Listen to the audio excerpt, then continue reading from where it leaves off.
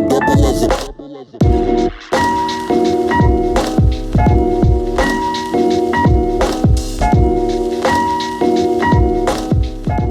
everyone, I'm Fred Ranger and I hope you're doing good. If you are new to this channel, please consider subscribing if you are into photography, storytelling, and the gear we use to tell our stories in this day and age. Most of my viewers are not subscribers, and that's actually okay. I'm fine with that. But if you want to know when a new video will come up, please again hit that subscribe button and the bell notification to get notified when I release content like this. I thought it would be nice today to be outside. It was such a beautiful day here in Montreal, 28 degrees, beautiful day here. And speaking of Montreal, you might be asking why I've got this little flag in the background.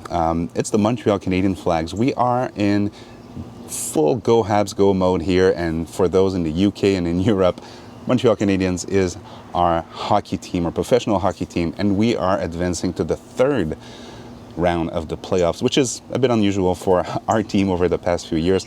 So we're super excited about that. That would actually make some pretty cool street photography in the next few weeks. So I might head up to the downtown area and just start shooting the festivities, because again, very, very cool that our team is advancing. We're supporting our Montreal Canadiens. But this is not, Coach Corner with Fred Ranger right now. Let's go back to photography. You clicked on this video because you wanted to know about the Fujifilm XF 18 f1.4 WR, and it is, I will say, a magnificent lens.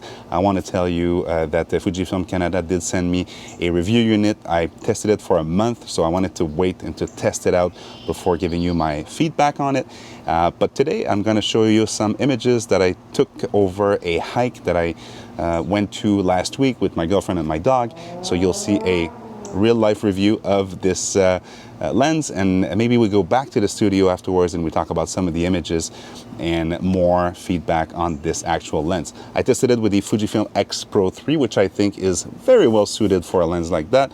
A lot of people are comparing it with the 16mm f1.4, and I will talk about that when we get back on the other side of the vlog. I'll put some timestamp below if you don't want to see me hiking a mountain with the camera and taking photos. You can skip ahead and go back to future me in the studio talking about the actual lens. So let's do a little bit of Go Habs Go, and let's go into the vlog.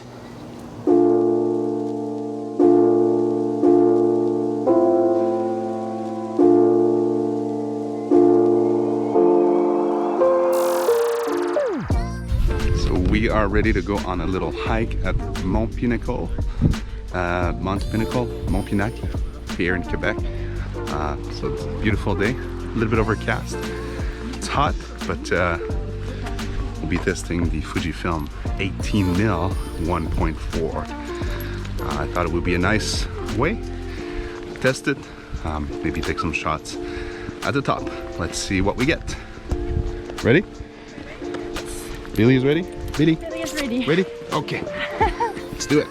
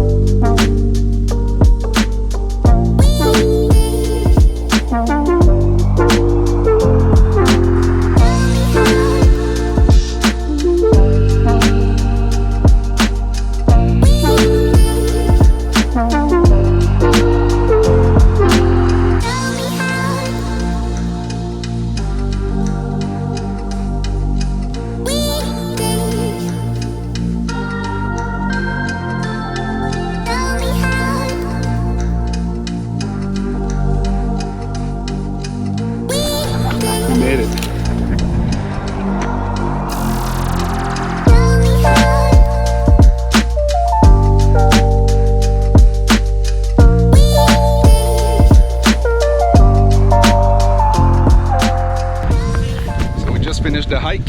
It was great. Now it starts to rain, so I guess we were very lucky to be able to go without any rain, and now I think it's gonna rain hard. How was your hike? It was easy. Billy, how was your hike? Oui, c'était bon? Fun times. Took a lot of shot with the 18 1.4. Really great lens actually for landscape and so on.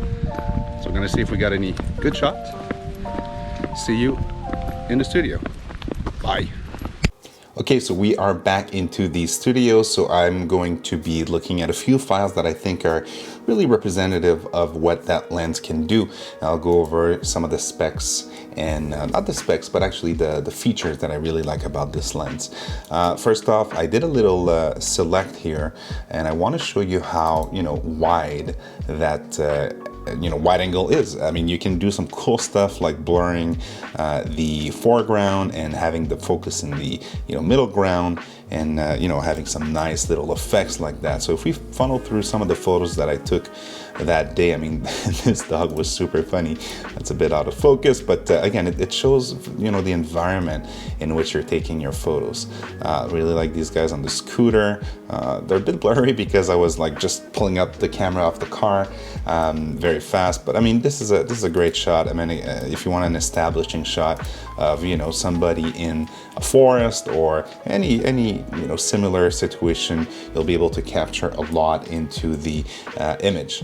I mean, I thought it was funny that AI, that's what I was reading. This is how geek I am. I see stuff like that and I see AI, which I'm pretty sure is not the intention of this mark on this tree. But again, just shows you how you can nicely blur the background, as you can see here, and have a nice person in focus. This is just one other example. You can really tell stories with that lens. This is, for me, I think, 35 is great, the equivalent on the full frame, but I think that 28 is becoming very interesting when you want to tell a larger story. So here, you can see Vicky going up the hill, and here she is with the dog. He's actually right here, Billy. But look at this story that you can tell with all those rocks here in the foreground and having her in the middle. I mean, those are just great example of how you can capture a large amount of people with the scenery. When you get close to someone, like you're seeing here on this shot, you can actually, have the person in focus and having a nice blurry background out of focus in the background. Look at this shot. This one is one of my preferred one. I mean, Billy looks great on it, and Vicky, of course, always looks great. But I mean, this is just pure love right there with Billy and Mommy, I guess we can call her that. And I mean, you've seen some non-edited and some edited shots, but again, I just want to show you some of the great stuff you can do with this lens. There's another one of my favorite coming up. I mean, this one, just look at how cozy Billy is. Looks like an ad for Patagonia. Patagonia, if you're listening, please maybe sponsor this video. I don't know. But again, those are great images. Here's another example. So this is where I think this lens becomes really interesting. I would not have been able to do that with something like a 50mm or on Fuji f56. I mean, I would have had to be like very far, and with the distance and the blurry background. So I was actually right at 2 arms length, if I can say, from that scene, and I actually was able to blur the foreground, as you can see right here, and get Vicky and Billy really sharp in the middle, and get a bit of the background, but also blur it so I can tell a more compelling story. So for me, that is a very interesting way to bring a photography to the next level. This is another great example of some birds that were flying in the sky, really dramatic sky we had when we did the hike, and I was able to capture again a bit more of the story with that wide angle lens. I mean, you can do some selfie too with that lens because it's pretty much wide enough to do that type of stuff.